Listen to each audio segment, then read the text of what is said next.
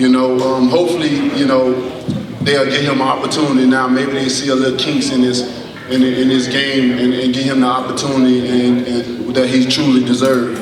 But I really had to be smart with him. We knew that coming in. We knew that in training camp. I went back and looked at videos and see what I was doing right and what I did wrong. I looked at video and I looked and saw what he did right and what he did wrong. And, we put a game plan together. And it was an amazing fight. I saw the opportunity, I took it. And my statement, I said these guys have to be perfect for me for 12 rounds. I had to only be perfect for 2 seconds. It's legit. I proved that tonight as well. What else can I say? We still undefeated. We still have our belt. And now we move on to the next phase and chapter in my life. I'm looking to be the undisputed heavyweight champion of the world. One champion, one face, one name. I'm on the pursuit of that, and I'm getting closer and closer each and every time. Hello, Deontay. Congratulations. Thank you so much. 2 questions for you. You were trailing on all 3 scorecards at the time that you scored the knockout. And I wonder, as the fight is progressing, are you thinking to yourself, I'm probably losing this fight at the moment, but I have that great equalizer, I can get that with 1 shot? Or were you losing the fight and kind of upset the fact that you're losing the fight? I mean, to be honest, I never worry about if I'm losing the fight or not. I'm blessed with something that these other guys is not blessed with. And that's tremendous power. And I know that when I hit guys, it hurts them. So when you have power like I have, you're not worried about if you're winning rounds or not. I don't want that to be in my mind whether I'm winning a round or not. And because I don't want my mind to be cloudy, thinking about the rounds and the rounds. Most of the time these guys win rounds on me anyway. But I know that sooner or later, it's gonna come, and when it comes, bam, baby, good night, like I always say. The other question for Deontay is this: there's been some chatter in the press center while we're waiting for you guys, for your team and you to come out here, and people on social media, etc., saying, after seeing a knockout like that and all the knockouts that you've had, that maybe Deontay Wilder is the greatest knockout puncher in the history of boxing. What is your thought when you hear people even broach the topic? What do you think? I mean, at this point in time, you got to give me my credit at this point in time. I mean, it's sad that it took me over 40 fights to get the recognition that I truly deserve. Because when people see me, they never see my style, and I know it took a while for them to get used to what I display, my talent that I present to boxing. But it's different than any other fighter. What I do is not textbook. You can't really teach it, and I think that what makes me unique. That what differentiates me from the rest of these fighters. Like I said, none of these guys not willing to fight guys 10, 20, 30, 40, 50 pounds and still knock guys out like that. And at this point in time, I think I earned my due respect and my credit. To say that I am the hardest hitting puncher in boxing history, period. And I earned that. And over and over again, continuously, consistently, I do what I do, time and time again. Give people great fights and great knockouts, and try to fight the best. And still, when I fight the best, do it. This always reminds me back with Emmanuel Stewart. Once said that. He told me personally that he said you're fighting low oppositions right now, but even when you move up into the so-called top, where people say the top, you're still gonna knock them out. He told me that personally, and I'm fulfilling that what he told me. So may he rest in peace. Deontay over here. The person who actually was crediting your power was Tyson Fury's trainer, Ben Davison. But he also said that he saw a couple of holes in your game that they plan on exposing in the next fight. Considering that Fury was outboxing in the first match, how do you go with a different game plan in the second fight, considering the circumstances? Well, each and every fight, every fighter, every time a person fights, that's the saying. We see different holes, we see different things. You're not going to be perfect in a fight. No one is. So, you know, I hope he took notes and carried it back, you know, to this camp, because I'm gonna knock Fury out like I did the first time. Point blank period. And you know, so I'm not worried about anything what anyone says. You know, I'm proving. You know, these guys, if they were so sure about certain things, and if they seen so much, he would have took the rematch immediately. I'm not around here running around doing 100,000 things. I was the one that demanded the rematch as soon as possible, especially when it was a controversial decision. I'm the one fighting the best of the best in the division. I don't see no other fighters risking any fights. Last time I checked, Fury only had two big fights on his resume, and that's a win against Klitschko and a knockout against me. And the last two was against, you know, up-and-coming fighters. Look at me. I'm putting my title on the line each and every time. And I'm only getting better and better and better with the timing and the setting up these fighters. So come February, I hope they're ready, because I'm ready. You know, I'm in great shape. This is going to be a quick turnaround for me. I haven't done this since the beginning of my career, and it's just going to only make me better. You know, fighting the oppositions that I'm fighting, you know, doing it often and getting ready to go back in there February again. So I wish those guys good luck. I hope Ben took a lot of notes, and because I'm ready. Deontay, right in front, congratulations on the win.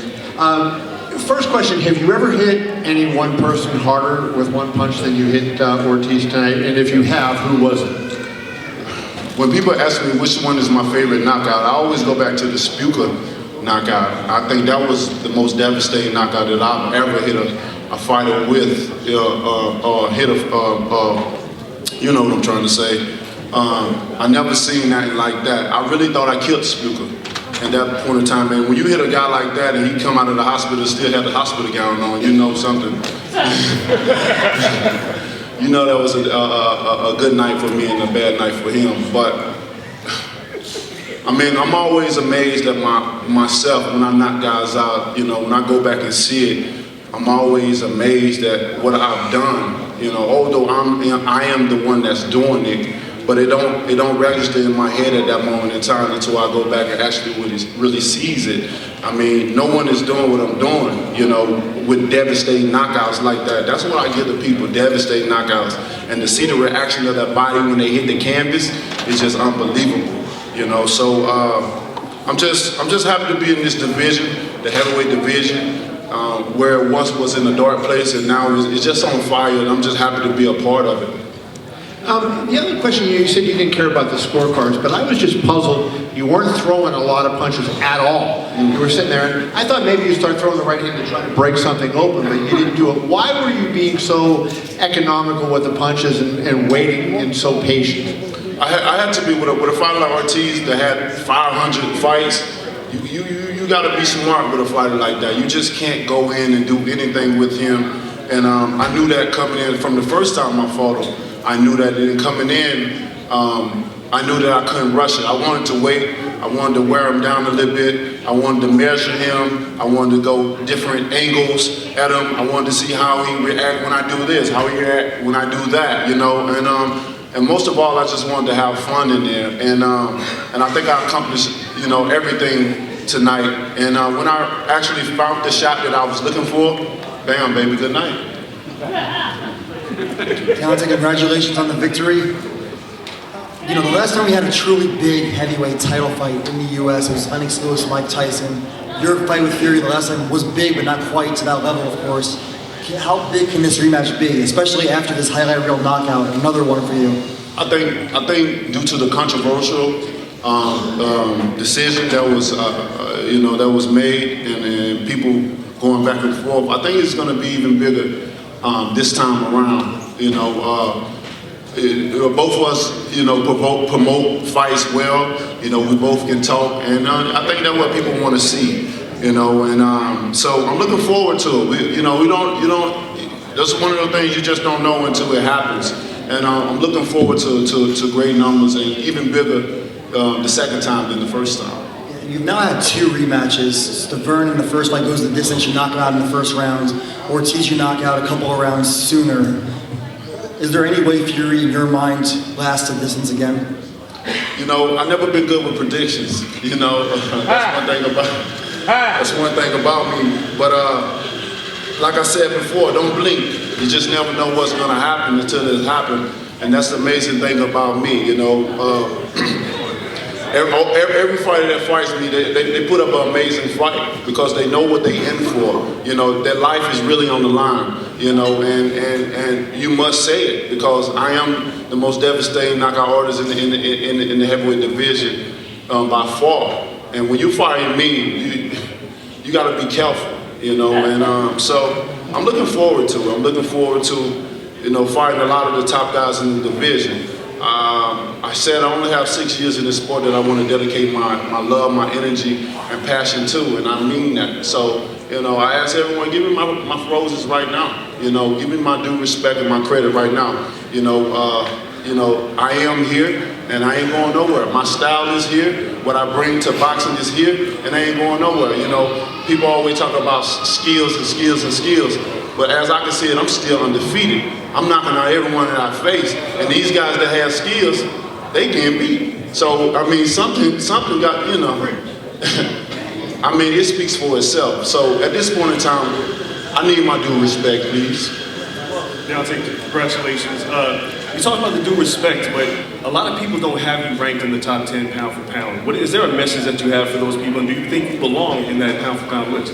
You know, when they're dealing with pound for pound, I really don't, I don't think it belongs in the heavyweight division. We stay at one division. You know, we can't go up and down like all these small guys. So, you know, I don't really consider us really having a pound for pound. And, you know, you're always going to have people say this and say that. You're going to have people that like you, you're going to have people that don't like you. And that's just part of life in general. You know, and, you know, I never worry about the things that I can't control or what people see and what they don't see. You know, at the end of the day, you're going to pay to see me win, you're going to pay to see me lose, but at the end of the night, you're going to get a great fight.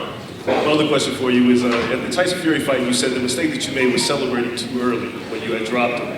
When you knocked down Ortiz, you kind of celebrated again. Was there any concern that he might get up after you dropped him? With the Tyson Fury thing, my only mistake that I made in that fight was not being patient. You know, I felt at that moment in time I had the world in my hands. There was light shine on the heavyweight division, and we brought a lot of people out. So I wanted to do something that I know that I always do, you know, and that's knock him out in a devastating fashion.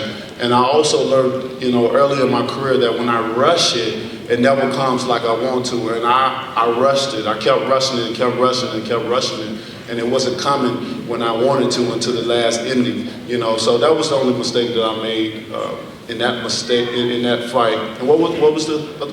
Did you think that Ortiz had any chance of getting up when you dropped him? The way that he fell, you know, and the way that he fell and the way his body language was looking, you know.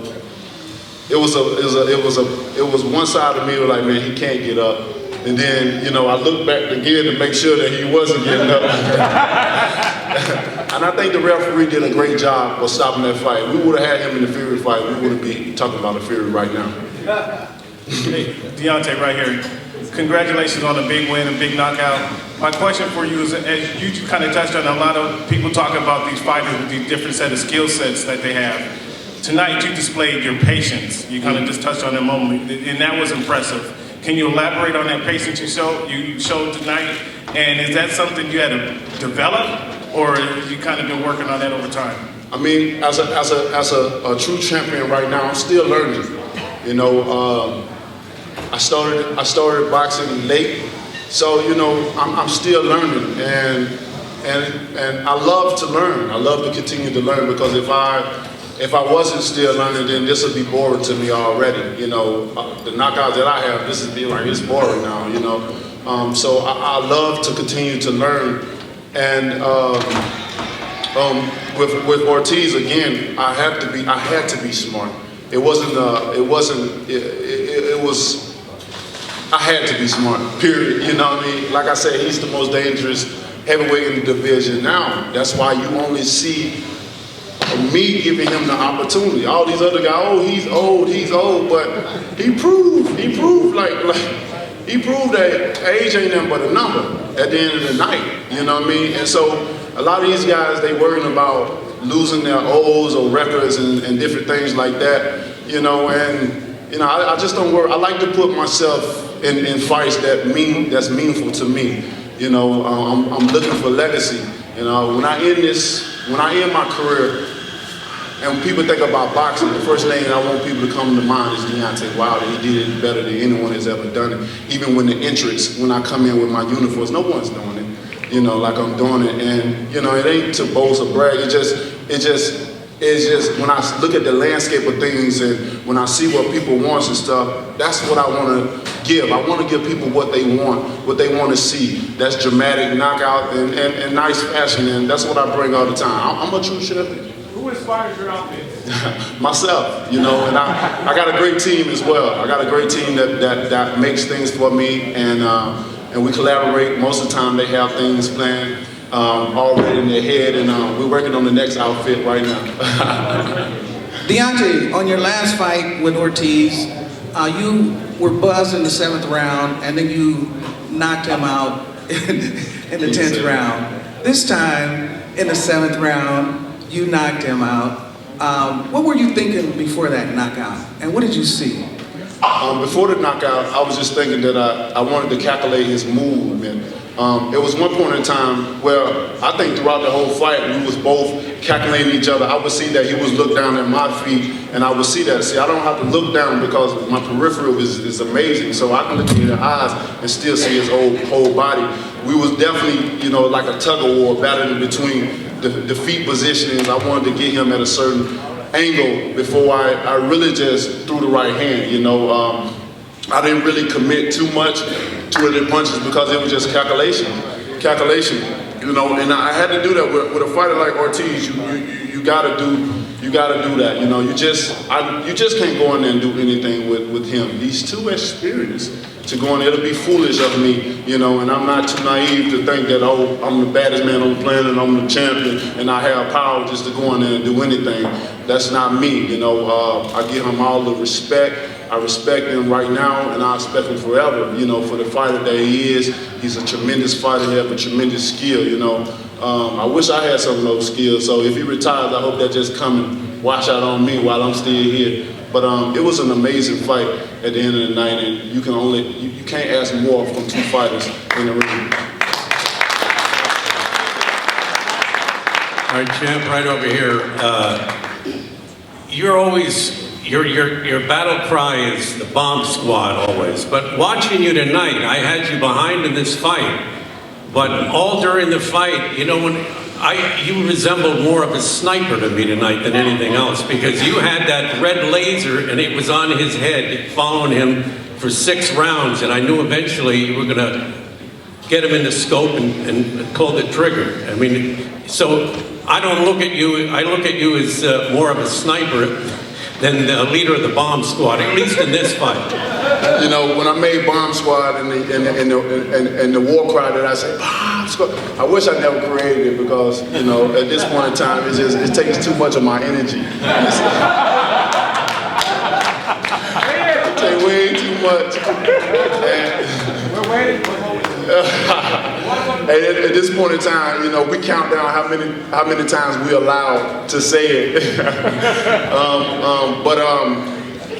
Yeah, I wanted to pick. I'm a type of person, I pick my shots. You know, I don't waste energy with just throwing anything. That's why you see me just patient. You know, patient was essential for this fight. I knew I had to be smart, and I wanted to be patient. I knew I was going to wear him down at some point in time in the fight. It was a lot of times where he was showing me where, like, I would hit him on the shoulders and the arms and stuff, and just smart things like that, hit him on the shoulders and the arms, and he would indicate to me, I would see his emotion on his face that it was hurting him and bothering him at different times. But I'm definitely a sniper rifle for sure, you know, especially with an opponent like I had. That's why they say boxing styles make fights, and you got to have different weapons in your bag. And I definitely have different weapons. You know, although people only see the rocket launcher that come out at the end of the night, you know, but at the end of the day, that's what makes great fights, and that's going to put me at the top of all these guys, you know. And just amazing. When you go back and look at the highlight reel, you know, my highlight reel is stacking up. It's pretty nice. You know, I go back and look at the highlight reel before the end of the night, and I'm like, who is this guy? You know, but I'm just blessed to be able to do what I do day in and day out, and just to share my energy amongst the world and display my talent. So I appreciate all the fans. I appreciate all the love and support that I've been receiving over the years. And you guys can only expect nothing but greatness from me from this point on, and great fights that I'm trying to give to the world, to the enemy. Like I said, I only have 6 years that I want to be in this sport. You know, this is a brutal sport. This is a sport where you know, it's a young man's sport. It's a sport you can't stay in too long.